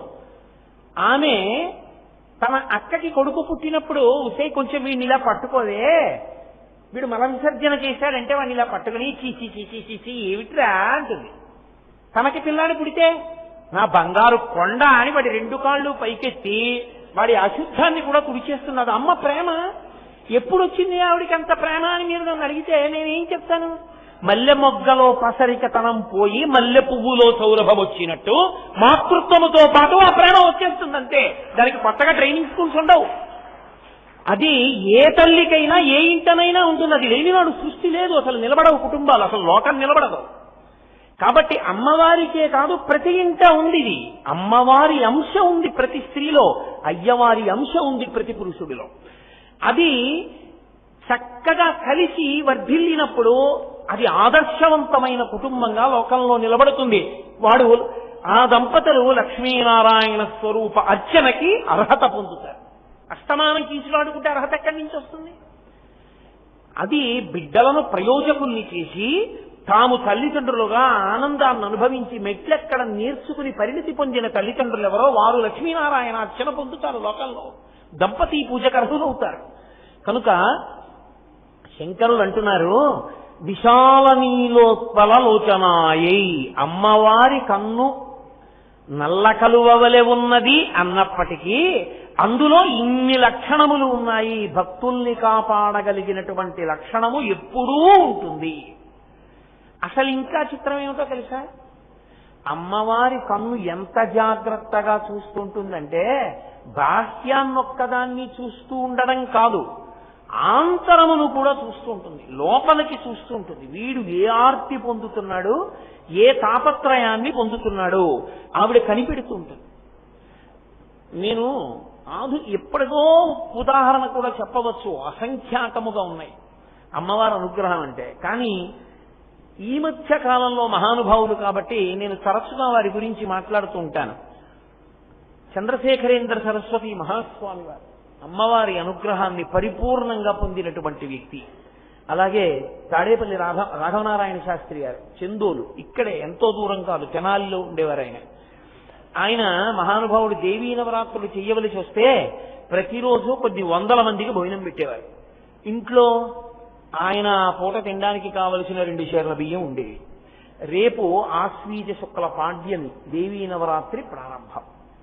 అయ్యా ఎలాగా, రేపు పొద్దున్న పూజ చూడడానికి ప్రసాదం తినడానికి 3000 మంది వస్తున్నారు, ఎక్కడది అంటే ఆయననేవారు, నేనా పూజ చేసేవాణ్ణి, నేనా ప్రసాదం పెట్టవలసిన వాణ్ణి, ఆవిడ చూసుకుంటుందనేవారు అని ఆయన నిశ్చలంగా హాయిగా ఒకరి దగ్గరికి వెళ్ళడం, చెయ్యి చాపడం, అడగడం ఏమి, కూర్చుని జగదంబని అర్చన చేశారు. సాయంకాలం చేసి రాత్రి పడుకున్నారు. పడుకుంటే మరునాడు తెల్లవారుజామున తలుపు తీశారు. తలుపు తీసేటప్పటికి బియ్యం బస్తాలు, కందిపప్పు, నూనె, పంచదార అన్ని దింపేసి ఉన్నాయి. ఎదురుగున్న రైస్ మిల్లు. ఆయన అనుకున్నారు ఆ రైస్ మిల్లుకి వచ్చే ఇలా ఉందనుకున్నారు. ఆ రైస్ మిల్లు వాచ్మెన్ వచ్చి అన్నాడు, అయ్యా నిన్న రాత్రి బండి వచ్చింది, ఏదో ఊరు ఆ పేరు చెప్పి ఫలానా వారు మీకు దేవీ నవరాత్రుల కోసమని ఈ సంబారాలన్నీ పంపించారని చెప్పమన్నారు. ఆయన నిద్రపోతున్నప్పుడు బాలస్వరూపం తిరుగుతూ ఉండేది, ఇంట్లో గజ్జెలు వినపడుతుండేవి. ఆయన శరీరం, ఆయన ప్రాణం వదిలిపెట్టేసిన తర్వాత ఆయన భౌతిక శరీరాన్ని కాలుస్తుంటే అందులోంచి బాలస్వరూపం పైకి లేచింది. ఆ ఫోటోలు కూడా ఉన్నాయి ఇప్పటికీ. అంతటి మహానుభావుడు తాడేపల్లి రాఘవనారాయణ శాస్త్రి గారంటే. రాత్రి దింపారండి అన్నారు. ఆయన తెల్లబోయి ఆ ఊర్లో ఆయన ఎవరు విచారణ చేయమన్నారు. అసలు ఆ ఊరు లేదు, ఆ ఊళ్ళో అటువంటి పేరున్న వాడు లేడు. అమ్మవారు పంపించిందంతే. దేవీ నవరాత్రులు అయిపోయాయి, ఏకాదశి వచ్చేసింది, ద్వాదశి వచ్చేసింది. ఏం చెయ్యాలి? అయ్యా 200 కేజీలు బియ్యం మిగిలిపోయాయి, ఇంత పసుపు ఉండిపోయింది, ఇంత కుంకం ఉండిపోయింది, ఇంత జీడిపప్పు ఉండిపోయింది, శుభ్రంగా పులిహార వండేసేయండి. ఏం చెయ్యం ఇంత పులిహార? ఊళ్ళో వాళ్ళకి పంచిపెట్టేసేయండి. అలా వెళ్ళిపోతున్న బస్సులు ఆపిచేసి బస్సుల్లో ఉన్న వాళ్ళందరికీ ప్రసాదం పెట్టేయండి. మరి ఎల్లుండి తినడానికి మనకి అమ్మవారు ఇస్తుందిరా, నీకెందుకు నాకెందుకురా అనేవారు. అది రాఘవనారాయణ శాస్త్రి గారి జీవితం అంటే. మహాపురుషులు అలా జీవించారు. వాళ్ళు స్వార్థంతో నాకని పట్టుకెళ్ళింది లేదు. పరమేశ్వరుడు ఉన్నాడు, పరదేవత ఉందని నమ్ముకు బతికారు. వాళ్ళ జీవితాలు అలాగే మల్లె పువ్వుల్లో వెళ్ళిపోయాయి. ఆ తల్లి ఆంతరమును చూడగలదు, నీ నిష్ఠ, నీ భక్తి ఆవిడ చూడగలదు, చూసి నిన్ను ఆదుకోగలదు. ఆ తల్లికి అది పెద్ద విశేషమని మీరు అనుకోకండి. మీరు నమ్మండి, అమ్మవారి యొక్క అనుగ్రహాన్ని అలా పొందినటువంటి మహాత్ములు లోకంలో ఎందరో ఉన్నారు. ఆవిడ అనుగ్రహంతో కోరికలు తీరిన వారు ఎందరో ఉన్నారు లోకంలో. అటువంటి జగదంబ కాబట్టి ఆమె కన్నులలో నల్ల కలువ అయితే ఆ కన్నుల వెనక ఉన్న చల్లతనం అది. చల్లని చూపన్న మాటకు అర్థం అమ్మని నమ్మి నిలబడిన వాడి కోరిక తీర్చగలదు ఆ అమ్మ. కాబట్టి అమ్మా నీ కన్నులు అటువంటివమ్మా. కాబట్టి విశాల నీలోత్పలలోచనాయై శంకరుడిది వికాసి పంకేరుహలోచనాయ. పరమేశ్వరుడి కన్ను దగ్గరికి వచ్చేటప్పటికీ శంకరాచార్యుల వారు ఈ రంగని చెప్పలేదు, నల్లగా ఉంటుందని చెప్పలేదు, తెల్లగా ఉంటుందని చెప్పలేదు, ఎర్రగా ఉంటుందని ఆయన చెప్పలేదు. వికాసి బాగా విచ్చుకున్నా అంటే ఇలా కోపంతో అని కాదు, మళ్ళీ మీరు గుర్తుపెట్టుకోవాలి. విశాలాక్షి ఎలా చూస్తుందో విశ్వనాథుడు అలాగే చూస్తాడు. ఆయన బ్రహ్మాండమంతా కళ్ళు తిప్పుతూ చూస్తూ ఉంటాడు, ఎవరు నన్ను పిలుస్తున్నారు అని చూస్తూ ఉంటాడు. అలా చూసేటటువంటి పరమాత్మ పంకేరుహము అంటే కలవ పువ్వు, తామర పువ్వు. ఆయన కన్ను కూడా తామర పువ్వులా ఉంటుంది. ఏ అమ్మవారి కంటిని చెప్పిన ఆయన నీలోత్పలం అన్నారు కదా, ఇక్కడికి వచ్చేటప్పటికి ఇక్కడ ఎందుకు వేయలేదు రంగు ఆయన కంటికి రంగు అంటే అయ్యవారి కంటికి ఎరుపెక్కే లక్షణం అవుతుంది. అది ఎరుపెక్కుతూ ఉంటుంది. అది అలా ఎరుపెక్కకపోతే లోకాలు నిలబడవు. అమ్మవారి కంటికి ఉన్న లక్షణం ఏమిటో తెలుసా? అసలు ఎరుపెక్కడం తెలియదు, ఎప్పుడూ నల్లగా ఉంటుంది. అప్పుడప్పుడు ఎర్రగా ఉన్నట్టు కనపడినా అది తాటాకుమంట, ఆ కోపం నిలబడదు. అమ్మ కోపం ఏం నిలబడుతుందండి నా బుర్ర? నిలబడితే తండ్రి కోపం నిలబడుతుంది కానీ అమ్మ కోపం అసలు 5 పైసలకి పనికొచ్చే కోపమే కాదు. ఎందుకో తెలుసా? మీరు చూడండి, నేను ప్రతిదానికి ఉదాహరణ చెప్పక్కర్లేదు. 8:30 కాలేజీలో ఉండాలి, 7:30 కాలేజీ బస్సు వచ్చేస్తుంది, ఎవరి కోసం ఆగదు, వెళ్ళిపోతుంది. అది 7:30కి పిల్ల కాలేజీ బస్ స్టాప్ లో ఉండి బస్సు ఎక్కియాలి. పిల్ల 7:15 స్నానానికి వెడుతుంది. అప్పుడు బయటకు వచ్చి సెల్ మాట్లాడి 7:25 అమ్మా నాకు టిఫిన్ వద్దు, ఏం వద్దు, క్యారేజ్ ఇచ్చే, నేను వెళ్ళిపోతున్నానంటే ఎండిపోయి రమటలా తయారవుతున్నావు, అన్నం తినవు, ఏమీ తినవు, రోజు ఆలస్యమే అని అమ్మ 10 చదువుతుంది. అది గుడ్లు నీరు పెట్టుకుని, నేను ఇంకా జడ కూడా వేసుకోలేదు, నాకు అక్కర్లేదని ఇలా పైన వేసుకుంటున్నాను. అసహ్యంగా అలా ఉండకు, బాగుండదు అని నిలబెట్టి గట్టిగా ఇలా ఇలా దువ్వేస్తుంది. అది తొందరగా లేవు, ఎన్ని మాటలు చెప్పినా అంతే. మీ నాన్నకు అసలు పట్టింపు లేదు, పొద్దున్న 6ంటికి పోతే పూజా మందిరంలోంచి 9ంటికి వస్తాడు ఆయన, అందరి మీద సరివేస్తుంది, ఏమిటి ప్రయోజనం? ఆ వెనక నుంచి దువ్వేస్తుంది, జడ వేసేస్తుంది, జాజి పూలు పెట్టేస్తుంది, ఉండి నేను పెట్టేస్తానని గబగబా అన్నం కలిపేస్తుంది, నోట్లో పెట్టేస్తుంది, చదువుతూనే ఉంటుంది దండకం. దండకం ఎంత చదువుతోందో ప్రేమతో జడేసేసి పువ్వులు ఎట్టేసి అన్నం పెట్టేయడం కూడా అలా అయిపోతుంది. అయిపోయి ఏం పర్వాలేదు కానీ రే కాస్త బాబు ఏమనుకోకు నాయనా, నువ్వు మళ్ళీ వచ్చి చదువుకుంది కానీ దీన్ని కాస్త దింపేద్దు అని వెళ్ళిపోతున్నటువంటి ఎదురింటి వాళ్ళ అబ్బాయిని కాస్త పిల్లని స్కూల్లో దింపేయమని, ఆ బస్ స్టాప్ లో దింపేయమని దింపించేసి, ఎందుకైనా మంచిదని బొడ్డులోంచి ఒక 10 రూపాయలు తీసి దాని చేతిలో పెట్టి బస్సు వెళ్ళిపోతే ఆటో ఎక్కి సర్పవరం వెళ్ళి ఎక్కువ అంటుంది. అంటే కోపం ఏమైనా ఉపయోగం ఉందా? శిక్ష ఏమైనా ఉందా అందులో? కోపము ప్రేమ 2 నడిచిపోతాయి, అంతేగాని కోపము శిక్ష నడవవు. అమ్మ కోపంలో, నాన్న కోపం అలా కాదు, కోపము శిక్ష నడుస్తాయి. నాన్నగారికి కోపం వచ్చిందనుకోండి, ప్రేమతో అన్నం పెడుతూ దెబ్బలాడడం, జడేస్తూ దెబ్బలాడడం అలా ఉండదు. తీసుకొచ్చి నించోబెట్టి ఏమిటి సంగతి, రోజు వెళ్ళటం లేక టైంకి అని అలా నిలదీస్తాడు తండ్రి. అందుకే తండ్రి కంటికి ఎరుపు ఉంటుంది, ఆ ఎరుపు లేకపోతే ఇల్లు నిలబడదు. అమ్మలాగే నాన్న ఉన్నారనుకోండి, ఏ పిల్లలు ఎవరో మాట వినరు. నాన్న అలా ఉండాలి, అమ్మ ఇలా ఉండాలి. అయితే ఆయన అలా నిలబడి అడిగేట్టు చేసేది ఎవరో తెలుసా? ఈవిడే. పూజలోంచి ఆయన బయటికి వస్తే మీరేమిటో హాయిగా పొద్దున్న అనుష్ఠానం, సాయంకాలం ప్రవచనం తిరిగేస్తున్నారు, మీ పిల్ల ఎంత గొప్పగా తయారైందో తెలుసా అంటుంది. మీ పిల్ల అంటుంది అప్పుడు. అది 7:25కి వస్తోంది రోజు స్నానం నుంచి. ఎంత ఇబ్బంది పడిపోతున్నానో తెలుసా? నీ చెప్పడం కాదు, ఓ రోజు మీకు చెప్పండి, పిల్లల్ని కూర్చోబెట్టి రోజు నేను చెప్పడమేనా, నాకేనా పట్టింది ఇల్లు, మీకు పట్టదా అని అడుగుతుంది. ఎక్కడ లేని కోపం వస్తుంది తండ్రికి. ఆవిడ అలాగే ఉంటుంది చక్క, ఎందుకంటే ఆవిడ మహాప్రళయ తాండవ సాక్షిణి, ఆవిడికి పిల్లల్ని బాధ పెట్టడం ఆవిడకి ఇష్టం ఉండదు, చూస్తుందంతే. ఇప్పుడు ఆయన ఏటే అని కూతుర్ని కొట్టలేడు కదా, చెయ్యెత్తి కొట్టడం ఎలా సాధ్యం? కూతుర్ని కొట్టడమే అది సాధ్యం కాదు. అందుకని అసలు ఏమే అనేటప్పటికే గుడ్ల నీరు పెట్టేసుకుంటారు ఆడపిల్లలు. ఏదో మొహం ఇటు తిప్పి గట్టిగా దెబ్బలాడుతున్నాడు అనుకోండి, ఓ ఏడి చేస్తోంది అనుకోండి, గబగబా వచ్చి చాలండి ఇంకా ఆడపిల్ల అసలు సంజయ్ వేళ ఇంకా ఏడిపించకండి ఉంటుంది. పొద్దున్న నువ్వేనా చెప్పావు, బుద్ధుందా లేదా, ఇప్పుడు అలా అంటాయేంటి అంటే. అందుకే శాస్త్రం ఏముందో తెలుసా అండి, నేను చెప్తున్నాను అనుకోకండి, వేదం చెప్పింది ఈ మాట. యజుర్వేదంలో ఒక మాట ఉంది, ఆవిడ పరమేశ్వరుణ్ణి రుద్రుణ్ణి చేస్తుంది, రుద్రుణ్ణి శివుణ్ణి చేస్తుంది. దేని కొరకు అంటే కుటుంబాన్ని నిలబెట్టడం కొరకు. ఆవిడికి కుటుంబం మనమంతా, మనకి కుటుంబం మన కుటుంబం.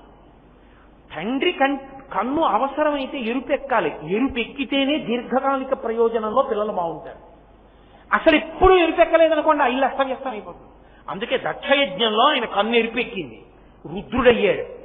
ఒక్కసారి జట పెరికి కొట్టాడు, వీరభద్రుడు ఆవిర్భవించాడు. బుద్ధి లేని దేవతలు ఎప్పుడు నిరీశ్వర యాగం చేయలేదు, బుద్ధి కలిగి జాగ్రత్తగా ఉన్నారు, దేవతలు లిఖించుకున్నారు. అంతకుముందు బుద్ధి లేని దేవతలు అయ్యారా నిరీశ్వర యాగానికి వెళ్ళి దక్షయజ్ఞానికి? ఆయన జట కొట్టాడు కాబట్టే, కోపంతో రుద్రుడు అయ్యాడు కాబట్టే మళ్ళీ లోకాలు సరిగ్గా నిలబడ్డాయి. ఆయనే హాలాహలవక్షణం చేసి మళ్ళీ లోకాన్ని రక్షిస్తాడు. కాబట్టి ఆయన కన్ను అవసరమైతే ఎరుపెక్కాలి, ఉత్తప్పుడు నల్లగా ఉండాలి, చల్లగా ఉండాలి. అమ్మ ఎలా చూస్తుందో ఆయన అలాగే చూడాలి. అస్తమానం ఏదో ప్రయత్నపూర్వకంగా అదే పరిగా తిరిచి ఉండకూడదు, రోజు కాసేపు. అవసరం ఎప్పుడో అప్పుడు కన్ను ఎర్రపడాలి. ఆ కన్ను ఎర్రబడడం అనేటటువంటిది పిల్లల బాగు కొరకే తప్ప అది ఆయన అవలక్షణం కాదు. అందుకే మీరు జాగ్రత్తగా గమనిస్తే ఒక మాట ఉంటుంది, సదాశివుడు అని ఒక మాట. సదాశివుడు అన్న మాట బ్రహ్మగారికి విష్ణువుకి అన్వయం అవ్వదు. సదా బ్రహ్మ ఉండదు, సదా విష్ణు ఉండదు, సదాశివ ఉంటుంది. ఎందుకో తెలుసా? రుద్రరూపం శివుడికి ఉంది. రుద్ర అంటే విపరీతమైన కోపంతో ఉన్నవాడని ఒక అర్థం ఉంది.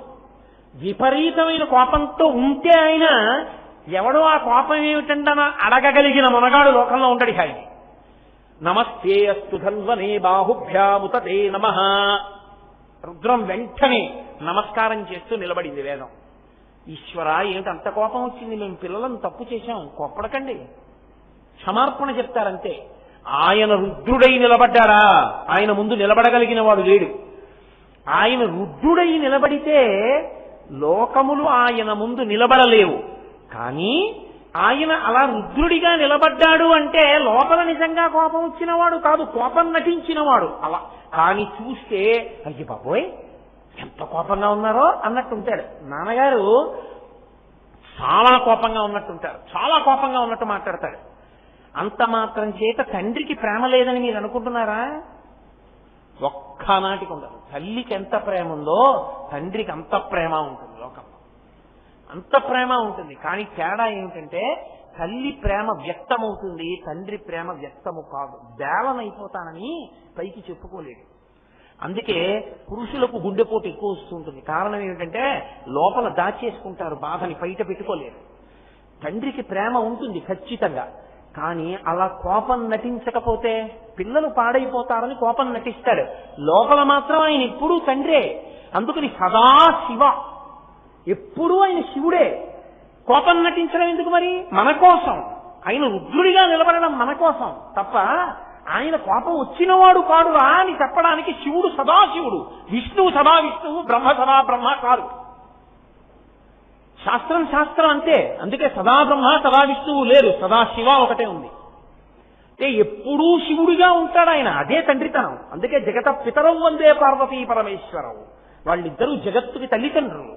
జగత్తుకి తల్లిదండ్రులైన కారణం చేత సదాశివతత్వమనందు ఉంటాడు. కానీ కన్ను నలుపు ఎక్కుతుంది, కన్ను ఎరుపు ఎక్కుతుంది, కన్ను తెలుపు ఎక్కుతుంది. తెల్లగా ఉండడం అంటే ఆయన ఎప్పుడు తనలో తాను రమిస్తూ కూర్చున్నాడు అనుకోండి, కన్నులు తెల్లగా ఉంటాయి. లోకానికి బుద్ధి చెప్పవలసి వచ్చిందనుకోండి ఎరుపెక్కుతాయి.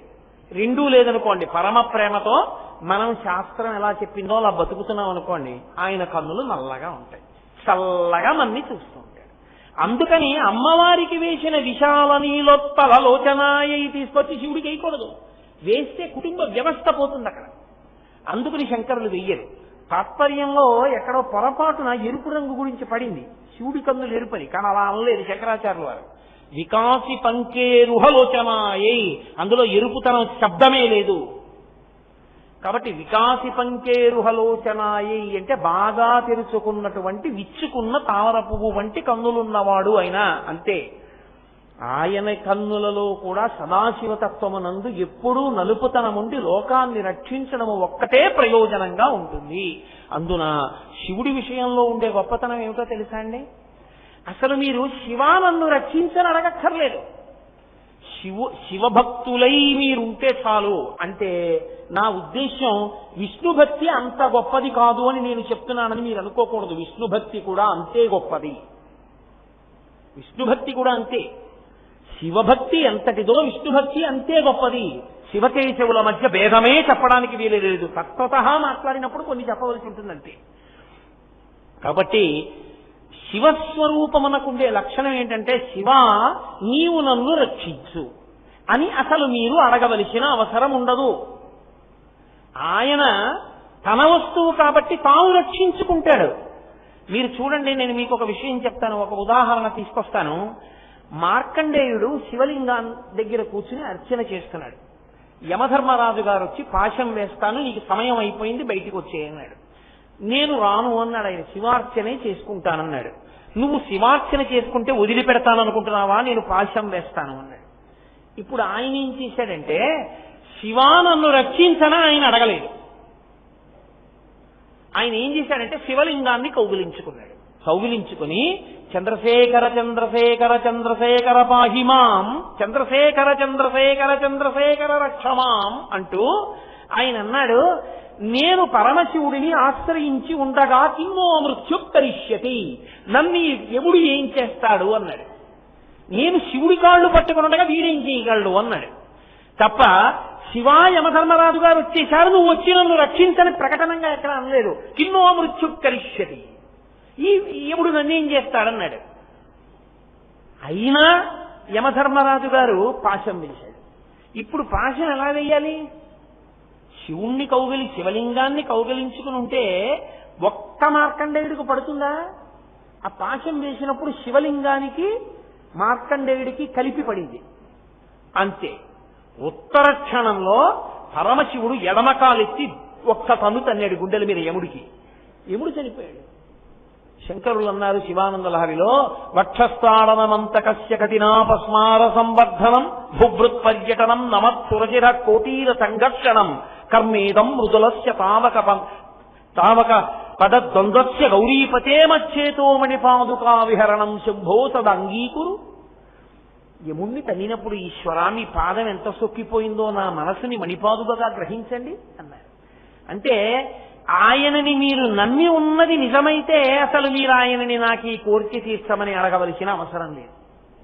నందుడని దక్షిణ దేశంలో ఒక భక్తుడు, ఆయన చిదంబరం వెళ్లి పరమేశ్వర దర్శనం చెయ్యాలనుకున్నాడు. అనుకుని తన యజమాని దగ్గరికి వెళ్లి అడిగాడు, అయ్యా చిదంబరం వెళ్లి నటరాజస్వామి వారి ఉత్సవం జరుగుతోంది, ఒక్కసారి నటరాజస్వామిని దర్శనం చేసి వస్తా. ఆ యజమాని చాలా తెలివైనవాడు. ఆయన అన్నాడు, వెళ్ళొద్దంటే వీడు వెండి ఎలాగో, వెళ్ళు అన్న మాట ఒకటే వీడికి కనబడుతుంది, కానీ అసలు పని అప్పుడు చేద్దామని దానికే ఉందిరా తప్పకుండా వెళ్ళు, కానీ మనకున్న 150 ఎకరాలు ఇవాళ రాత్రి దున్ని విత్తనాలు వేసేయి, ఊడ్చేయి, పంట పెంచేయి, కోత కోసేయి, ధాన్యం రాల్చేయి, బస్తాలకెత్తేయి, ఇంటికి తెచ్చి పెట్టేయి, గడ్డి వాములు వేసేయి, నువ్వు చిదంబరం వెళ్ళిపో రేపు తెల్లవారు. ఆయనకి వెళ్ళిపో అన్న మాట ఒకటే వినపడింది. అయ్యా అంతకన్నా నా తప్పకుండా చేసేసి వెళ్ళిపోతానని పొలం దగ్గరికి వెళ్ళాడు. 150 ఎకరాలు. ఇవాళ రాత్రి దీన్ని దున్ననా, దీనికి నారు తీసుకురానా, దీంట్లో పంట వేయినా, కోత పోయినా, గింజ బస్తాలకు ఎత్తనా, ఇంటికి పట్టుకెళ్ళి యజమాని ఇంట్లో పెట్టనా, నేనప్పుడు గడ్డి వాములు అయినా, అప్పుడు చిదంబరం వెళ్ళనా, అప్పుడు పని బరువు ఏమిటో అప్పుడు తెలిసింది.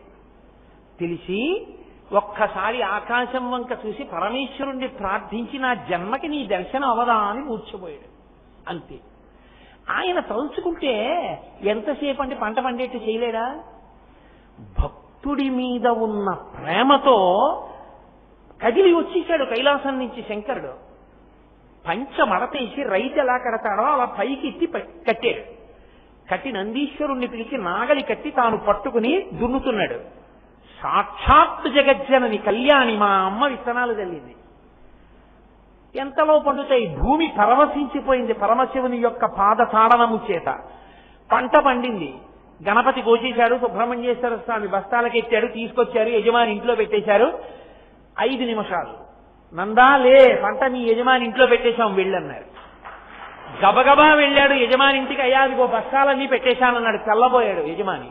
కాళ్ళ మీద పడిపోయాడు. నందుడి కాళ్ళ మీద, ఒరే నీ భక్తికి శివుడు కదిలొచ్చి వ్యవసాయం చేసేశాడు రా, నీ ఇక నుంచి మన ఇద్దరిది సగం సగం అన్నాడు. నాకు ఈ సగం వద్దేమీ వద్దన్నాడు. చిదంబరం వెళ్ళాడు. తర్వాత నటరాజస్వామిలో ఐక్యమైపోయాడు ఆయన.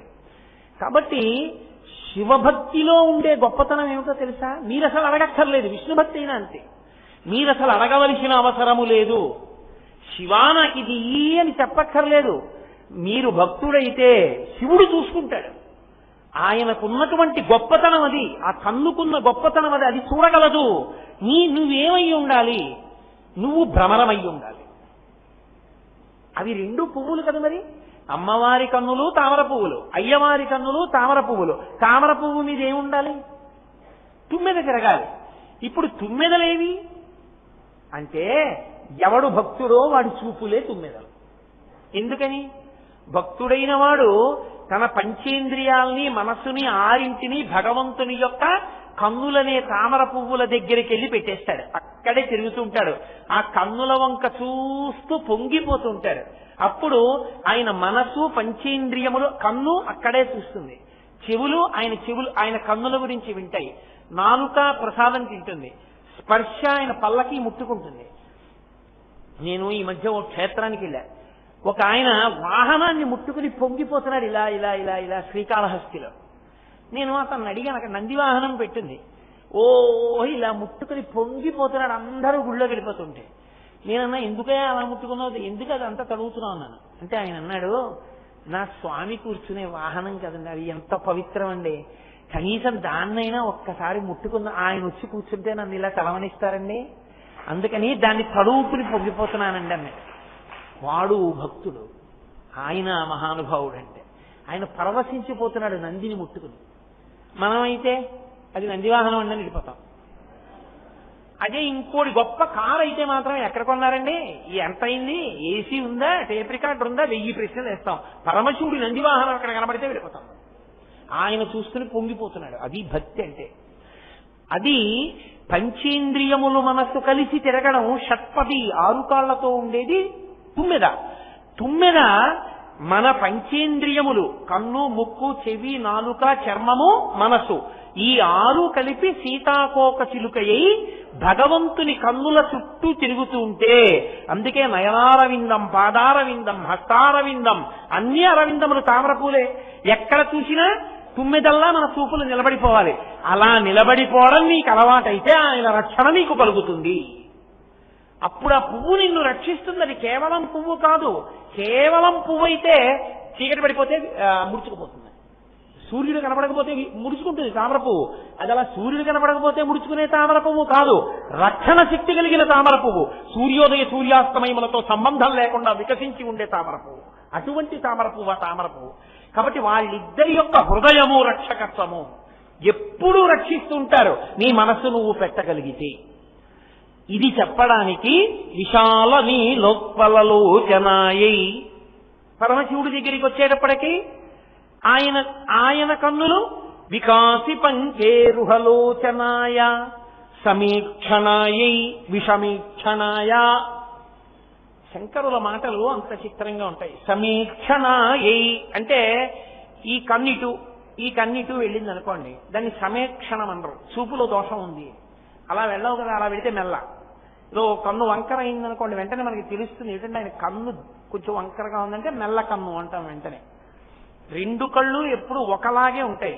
ఇలా చూశాననుకోండి 2 కళ్ళు అటు తిరుగుతాయి, ఇలా చూశాననుకోండి 2 కళ్ళు ఇటు తిరుగుతాయి. అంతేకాని ఇటు వెళ్ళి చూడ నేను వెళ్ళి చూస్తానంటుంది ఏంటి, ఎటు చూసినా 2 కళ్ళు ఒకలాగే తిరుగుతాయి. 2 కళ్ళు ఒకలా తిరిగితే సమీక్షణాయి, అలా తిరగలేకపోతే విషమీక్షణాయి.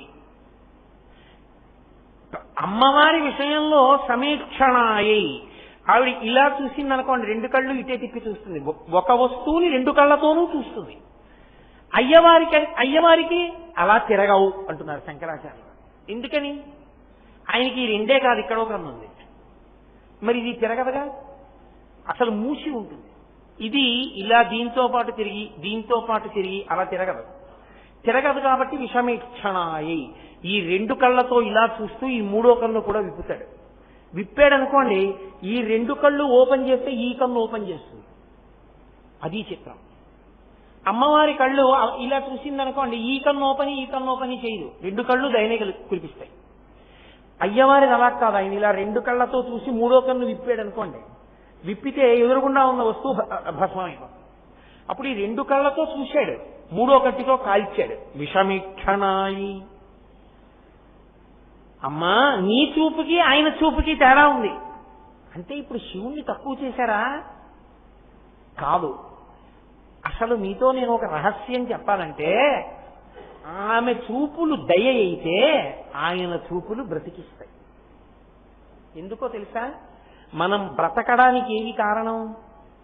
సూర్య చంద్ర అగ్నిహోత్రములే. మీరు చూడండి, బయట సూర్యుడు చంద్రుడు ఉన్నాడు, ఇందులోనే అగ్నిహోత్రం లేదు, ఏమైనా ఉపయోగం ఉందా? ఇందులోనే ఉండవలసినంత వేడి లేదు. 98.4 ఏదో ఉందిగా నార్మల్ టెంపరేచర్, దానికో 2 డిగ్రీలు పెరిగినా పడుకుంటాడు, 2 డిగ్రీలు తరిగిపోయినా అరికాళ్ళు రుద్దాలి కదా. ఇందులో ఉండవలసిన వేడి ఉంటేనే అగ్ని ఇందులో ఉండాలి. ఇందులో అగ్ని ఉంటే ఉన్నాడు భవతి శివం శివం శివం, సుందరం శోభనం మంగళం భద్రం శ్రేయం మాటలన్నీ వస్తాయి. ఇందులో వేడి లేదనుకోండి, ఇది చల్లబడిపోయింది అనుకోండి, శవం అమంగళం అశోభనం వికారం దాన్ని ఎవరు ఇక చూడరు, దూరంగా పెట్టేస్తారు. అసలు అక్కడ ఉంది, ఆ సందులో ఎవరు అన్నం వండుకోరు. ఆ వేడి ఉంది కాబట్టి మంగళం. మీరు చూడండి, అమ్మవారి దయ ఉంది, అయ్యవారి 3 కన్నుల అనుగ్రహం ఉంది, లోకాలు నిలబడతాయి. సూర్యుడున్నాడు, పంట పండుతుంది. పత్రహరితము సూర్యకిరణముల చేతగా ఏర్పడేది, చంద్రకిరణములు పడ్డాయి, ఓషధులు పెరుగుతాయి. 3వ కన్నైన అగ్నిహోత్రం ఉంది, పచనము జరుగుతుంది, ధర్మము నడుస్తుంది. మీరు బాగా పట్టుకోవాలి. సూర్యుడు లేడు, నీరు లేదు. అందుకే అపాం మిత్ర అని ఒక పేరు సూర్య భగవానుడికి. అపాం అంటే నీళ్లు, అప్పులంటే నీళ్లు. నీళ్లు ఎక్కడి నుంచి వస్తాయి? సూర్యుడే ఇస్తాడు. ఆయన వేసవి కాలమనందు సముద్రాలలో ఉన్న నీళ్లు తాగేస్తాడు. సముద్రాలలో ఏమిటి, మనం గ్లాస్తో పోసుకుంటే లాగేస్తాడు, చెమట పట్టేస్తుంది, లాగేస్తాడు అంతే. లాగినవన్నీ ఆయన దాచుకోడు, వర్షాకాలం వచ్చేటప్పటికి కురిపించేస్తాడు. మళ్ళీ దాచుకోవడం రానివాడు సూర్య భగవానుడు, మళ్ళీ కురిపిస్తాడు. అందుకే సూర్యుని పట్ల అత్యంత భక్తి కలిగిన ప్రాణి ఎవరో తెలుసా? సూర్యుడంటే అపారమైన భక్తి ఉండి ఎప్పుడూ ఆయనకి కృతజ్ఞత చెప్పడంలో ముందుండే ప్రాణి కప్ప. ఆయన మేఘరూపంలో వర్షం కురిపించాడు అనుకోండి, రేపు వస్తోందిగా ఇంకా రథసప్తమికి రథాలు జరుగుతాయి. ఈ శిశిర ఋతువు దాటిపోయిందంటే వసంత ఋతువు అసలు చాలా గొప్పగా ఉండాలి, కానీ ఉడుకు ప్రారంభమైపోతోంది. ఋతువు ధర్మాన్ని తప్పిపోవడమే అన్నపూర్ణానుగ్రహం తప్పిపోయింది అనడానికి గుర్తు. ఆ తర్వాత ఇంకా పాపం గ్రీష్మం అవి వచ్చేస్తాయి. అప్పుడు గ్రీష్మం తర్వాత వర్ష ఋతువు వస్తుంది. ఆ వర్ష ఋతువు వచ్చినప్పుడు నల్లటి మబ్బు కనపడింది అనుకోండి, వర్షం ప్రారంభమైంది అనుకోండి, అందరూ బయటికి వస్తారు. బయటికి వచ్చి అబ్బా ఎంత మబ్బో, ఎంత గాలో, అమ్మయ్యా ఏదో చినుకులు 4 చినుకులు పడిపోవడం కాదు, కరువు తీరా వానపడింది అంటారు. అప్పుడు ఎంత సంతోషిస్తారో అనేసి ఇంట్లోకి వెళ్ళిపోతారు. ఇంట్లోకి వెళ్ళిపోయి కరెంట్ ఓడిపోయింది అని ఇంకా అక్కడి నుంచి ఇన్వర్టర్ ఒకటి వేసుకుని ఫ్యాన్ వేసుకుని పడుకుంటాడు. కానీ రాత్రల్లా నిద్రపోకుండా అలా అరిస్తే పాము వచ్చి పట్టుకుంటుందని కూడా చూడకుండా మేఘరూపంలో వర్షం కురిపించిన వాడు సూర్య భగవానుడని సూర్యుడికి కృతజ్ఞత చెప్పడానికి ఆపకుండా అరిచి నమస్కరించేది కప్ప ఒకటే. బెకబెక బెకబెక బెకబెక అంటూనే ఉంటుంది, ఈశ్వరుడికి నమస్కారం చేస్తూనే ఉంటుంది. అందుకే మళ్లీ వర్షం కురవాలి అంటే కప్పను ఊరేగిస్తారు. భక్తుడిని పట్టుకుంటే భగవంతుడు లొంగుతాడు, మేం తప్పులు చేశాం, నీ భక్తుడైన కప్పను ఊరేగిస్తున్నామని కప్పని పల్లకీలో పెట్టి ఊరేగిస్తారు. ఊరేగిస్తే వర్షం పడుతుంది. శ్రీకాళహస్తిలో ఇప్పటికీ విచిత్రమైనటువంటి శివలింగం ఒకటి. మీరు దక్షిణామూర్తి దర్శనం చేసుకుని బయటికి వస్తున్నప్పుడు ఎడం చేతి వైపు ఉంటుంది మృత్యుంజయ మహాలింగం అనో లింగం ఉంటుంది. మీరు జాగ్రత్తగా పరికించండి, ఆ శివలింగానికి 4 గోడల మీద కప్పు ఉండదు, తెరిచి ఉంటుంది. ఎందుకో తెలుసా? వర్షాలు పడకపోతే తలుపేసేసి ఆ గోడల నుంచి అన్నంతో అభిషేకం చేసేస్తారు. అన్నాభిషేకం చేసి వదిలేస్తారు గుళ్ళో. వదిలేసిన 3 రోజులకి బ్రహ్మాండమైన వర్షం పడుతుంది. నిరూపణమైంది కూడా, లోకాల్ని నిలబెడుతుంది ఆ శివలింగం. కాబట్టి సూర్యుడు అపామిత్ర, ఆయన నీటికి చాలా దగ్గరైన వాడు. ఆ సూర్యుడు లేకపోతే వర్షం పడదు, ఆ సూర్యుడు లేకపోతే పగలు లేదు. ఏదో చాలా ఎండగా ఉందండి, అబ్బా చచ్చిపోతున్నామండి అంటాం మనం. సరేలేండి నేను 3 నెలలు రాను అని అన్నాడు అనుకోండి సూర్యుడు. అయ్య బాబాయ్ బట్టలు ఆరట్లేదు, ఒడియాలు ఎండట్లేదు, పెట్టిన పడాలన్నీ పాడైపోయాయి, ఇల్లంతా కంపు చమాయింపు వచ్చేస్తోంది, ఎండ వస్తే బాగుండు అంటాడు. 2 రోజులు అయ్యేటప్పటికి. అసలు సూర్యుడు లేకపోతే సూక్ష్మ క్రిములన్నీ పెరిగిపోతాయి. సూర్యుడుంటే చాలా క్రిములు తమంత తాము మరణించి ఓషధీతత్వం కలుగుతుంది. అసలు సూర్యనారాయణమూర్తికి సంబంధించిన తత్వం మీరు విన్నారో లేదో, సూర్య కిరణముల యందు ఓషధీతత్వం ఉంటుంది. అందుకే ఉరుగులని పెడతారు, మీరు చూడండి. ఇప్పుడు లేవు, 345 రోజులు వస్తున్నాయి కాబట్టి ఊరుకుంటున్నారు. కానీ పునాసకాపని మామిడికాయ ముక్కలు కోసి ఎండబెట్టేసేవారు పూర్వం. అవి సూర్యకిరణములకు తత్తమైపోయి ఎండిపోయి, ఆ ఎండిపోయినటువంటివి ఇలా వంకరలు తిరిగిపోయేవి మామిడి ముక్కలు. వాటిని ఓ డబ్బాలో పెట్టి ఉంచేవారు. ఎప్పుడైనా మామిడికాయ పప్పు తినాలనిపిస్తే మామిడికాయలు రాని రోజుల్లో ఈ ఒరుగులు తీసి పప్పు ఉండేవారు. ఏమీ అవ ఒరుగులు అలాగే ఉంటాయి. సీతమ్మ తల్లి అంటే రామాయణంలో ఒరుగులు పెట్టింది. ఒరుగులని నిల్వ చేస్తారు. వాటన్నింటికీ సూర్యకిరణములే ఆధారం. సూర్యకిరణం తగిలితే పదార్థములు నిల్వ ఉంటాయి కూడా. అటువంటి సూర్యుడు ఆయనకు ఒక కన్నయ్య ఉన్నాడు. అంటే ఆ కంటి చేత ఆయన లోకాన్ని పోషిస్తున్నాడు. విషమీక్షణ ఒకేసారి సూర్యచంద్రులు ఎలా ఉంటారు? పగలు ఉండాలి, రాత్రి ఉండాలి. అందుకని సూర్యోదయ సూర్యాస్తమయములు, చంద్రోదయ చంద్రాస్తమయములు. రాత్రి అయ్యేటప్పటికి చంద్రకిరణములను చూస్తూ హాయిగా చల్లగా అందరికీ చందమామే, అమ్మకి చందమామే, కొడుక్కి చందమామే. అది కూడా చందమామంటూ ఆ చంద్రుణ్ణి చూస్తూ ఆ వెన్నెల్లో కూర్చుంటే ఎంత ఆనందంగా ఉంటుందో. కాబట్టి అదిగో ఆ చంద్రుడు ఒక కన్ను, సూర్యుడు ఒక కన్ను, మూడవది అగ్ని ఒక కన్ను. అగ్ని లేదనుకోండి మీకు పచనము లేదు, ధర్మము లేదు. ఎందుకని? వర్షం పడింది, ఇవాళ పంటలు పండాయి, బాగుంది. మళ్ళీ వచ్చే ఏడాది కూడా పంట పండాలి. వచ్చే ఏడాది కూడా పంట పండాలంటే మీరు యజ్ఞం చేసి, యాగం చేసి హవిస్సు ఇవ్వాలి దేవతలకి.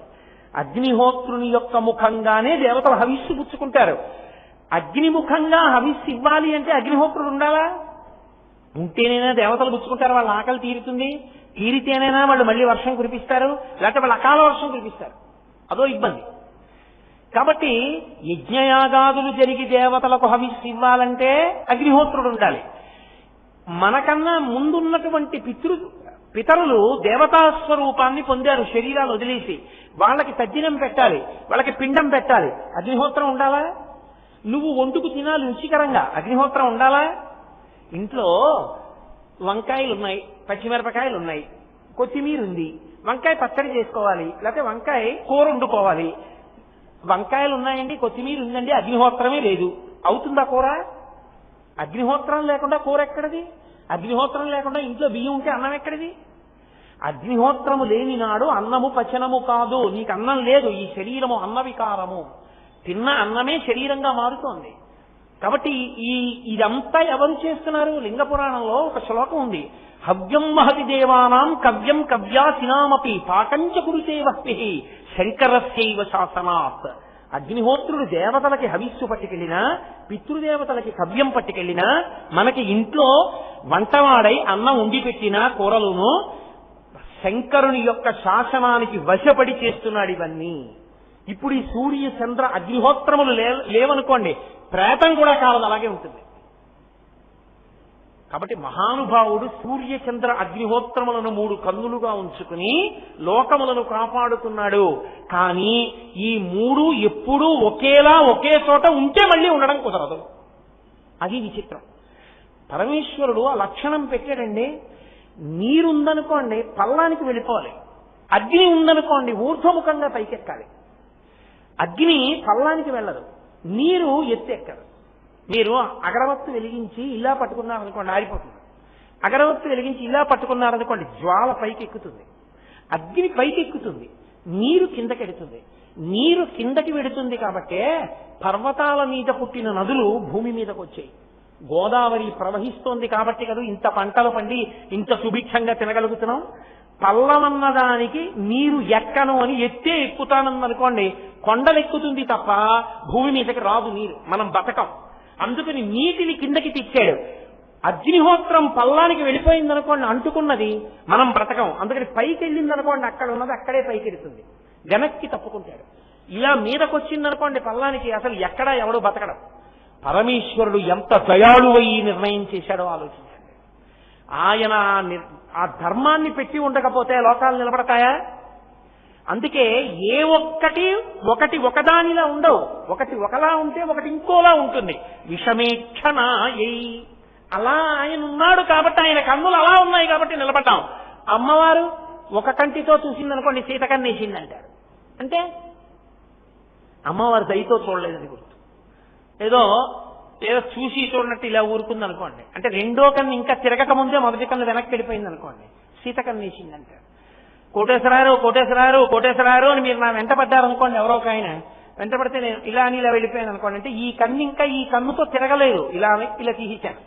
సీతకన్నేశాడు. సీతకన్నేశాడంటే సీతమ్మ రావణుడిని ఎలా చూసి చూడక వదిలేసిందో అలా చూడలేదు. అసలు చూడలేదంటే దయ కలగలేదు.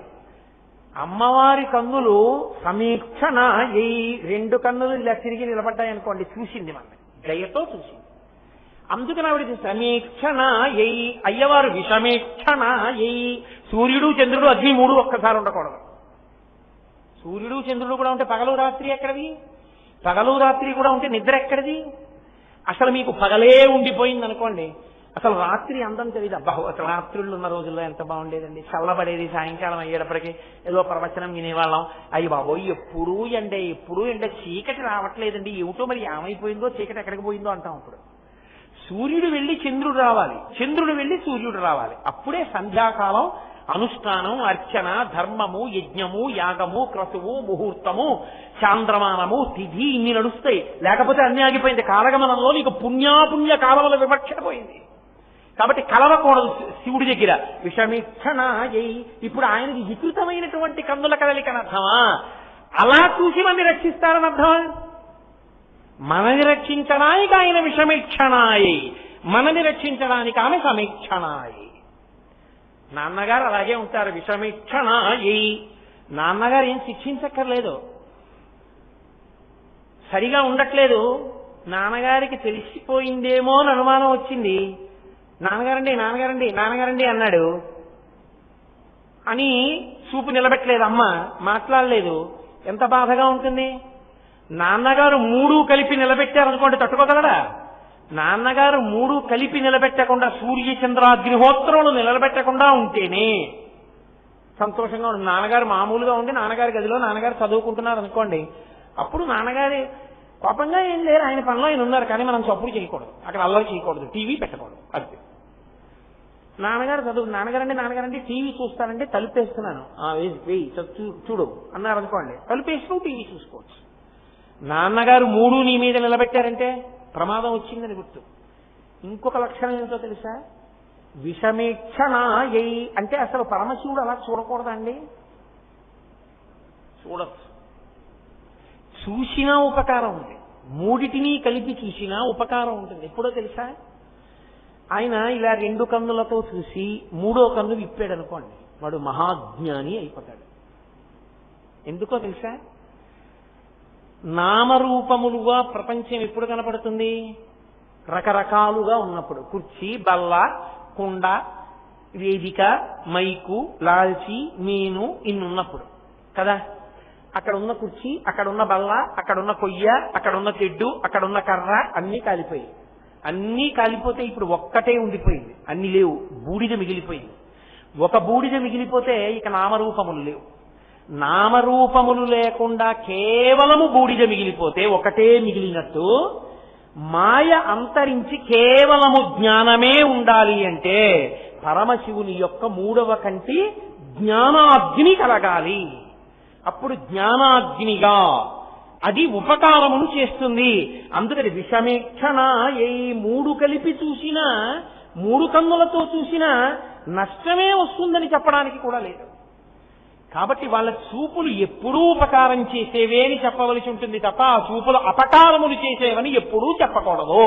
అమ్మకి కోపం, అమ్మ చూపులు నాన్నగారి చూపులు ఎలా చూసినా నీకు ఉపకారం చేసేవే తప్ప అమ్మ చూపులు నాన్నగారి చూపులు నిన్ను పాడు చేసేవి ఎప్పుడూ కాదు. అమ్మ చూపుకి కనురాపు ఉండదు. మీరు చూడండి, లోకంలో పిల్లాడు షేరు బియ్యపు అన్నం తింటాడు, ఎవరుండి పెట్టాలి? అమ్మే ఉండి పెట్టాలి. వాడు బయట మళ్ళా కసరత్తులు చేసి వస్తాడు, షేరు బియ్యపు అన్నం తింటాడు. వాడు శుభ్రంగా అరుగుతుంది, వాడికి ఇంత గోంగూర పచ్చ వేసి ఇంత నువ్వుల నూనె పోసి వాడు ఇంత అన్నం కలుపుకుని అరిటాకు నిండా తినేస్తాడు వాడు. మీరు చూడండి, అలా అన్నం తినేటటువంటి వాడికి షేరు బియ్యపు అన్నం ఉండి అమ్మ గిన్నె దాచేస్తుంది ఎవరికి తెలియకుండా. భీమసేనుడికి కుంతీదేవి పెట్టినప్పుడు అలాగే పెట్టేది. దాచి వాడు అన్నం తినేటప్పుడు తలుపేసేసి తానొక్కతే కూర్చుని పెడుతుంది. నేను పెట్టనంత నువ్వు తినద్దంతో, కానీ బహురహస్యంగా పెడుతుంది. ఎందుకని కనురాపు తగులుతుందేమో అని. అమ్మయే జీటి వీడి ఇంత తింటాడన్న అందనుకోండి, ఇక అసలు లోకంలో ఎవరైనా నిలబడతారా? అమ్మ పెడుతుంటే నాన్నగారు వచ్చారనుకోండి, కనురాపు తగులుతుందా? నాన్నగారి చూపుకి కనురాపు ఉంటుందా? వీడి షేరు బియ్యపు అన్నం తింటున్నాడని నాన్నగారు చూస్తే వాడికి ఏమైనా దృష్టి దోషం తగులుతుందా? ఒరేయ్ నువ్వు చక్కగా తిను, కానీ నాన్న కడుపు నిండాను, అందరి మధ్యలో తినకు అని తల్లిదండ్రులు ఏం చెప్తారంటే, ఏదో పెళ్లికి ఎడుతున్నారనుకోండి వాళ్ళ మధ్యాహ్నం, వాడికి 10ంటికి పెళ్లికి బయలుదేరుతూ అమ్మ ఏం చేస్తుందంటే ఓ 3/4 షేరు అన్నం వండి పెట్టేసి, వాడికి కందిగుండ ఉల్లిపాయ అన్ని వేసి పెట్టేసి తినేశాక ఒరే అక్కడ పావు షేరు బియ్యపన్నమే తిను, లేదా అర్ధపావు తిను, ఇంటికి రాగానే మళ్ళీ పెడతాను, అక్కడ ఎక్కువ తినకన్నా దృష్టి తగులుతుందంటుంది. అమ్మ మనసులో ఆ లక్షణం ఉంటుంది. నాన్నగారు ఓ 10 రూపాయలు చేతిలో పెట్టి ఒరే నీకు అంతగా ఆకలిస్తే బయటికి ఎక్కడన్నా పోయి ఏమైనా తినేసిరా, అక్కడ తినక ఎక్కువ అంటాడు. వాళ్ళిద్దరి చూపులలో దోషమన్నది ఉంటే అసలు బిడ్డలు ఉంటారా నాకు చెప్పండి? మన యందు ఏదైనా ఒకవేళ తేడాపాడాలు దోషాలు ఉంటే వాళ్ళు కప్పుకొస్తారు వాళ్ళ చూపులతో. వాళ్ళ చూపులు సమీక్షణాయై విషమేక్షణాయై అవి లోకాల్ని కాపాడాయి తప్ప అవి మనని పాడు చేసే చూపులు కావు. అటువంటి చూపులున్నవో తల్లిదండ్రులారా, నమశివాయై చ నమశివాయ. అప్పుడు వాళ్ళు ఎటువంటి వారో వాళ్లే ఇంట్లో తల్లిదండ్రులుగా ఉన్నారు. వాళ్ళ ఇంట్లో ఎదురుగుండా తల్లిదండ్రులుగా ఉన్నప్పుడు, అన్ని ఇళ్లలో కళ్ళ ముందు పార్వతీ పరమేశ్వరులే ఉన్నప్పుడు ప్రతి ఇల్లు ఎంత సంతోషంగా ఉంది, అందరూ సంతోషంగా ఉన్నారని చెప్పడానికే నమశివాయై చ నమశివాయ అని అర్ధనారీశ్వర స్తవంలో ఆ శ్లోకంలో పార్వతీ పరమేశ్వరుల యొక్క వైభవాన్ని, జగత్తుకు తల్లిదండ్రులుగా వాళ్ళ యొక్క అనుగ్రహాన్ని మనకి శంకర భగవత్పాదులు అందించారు. హరి ఓం.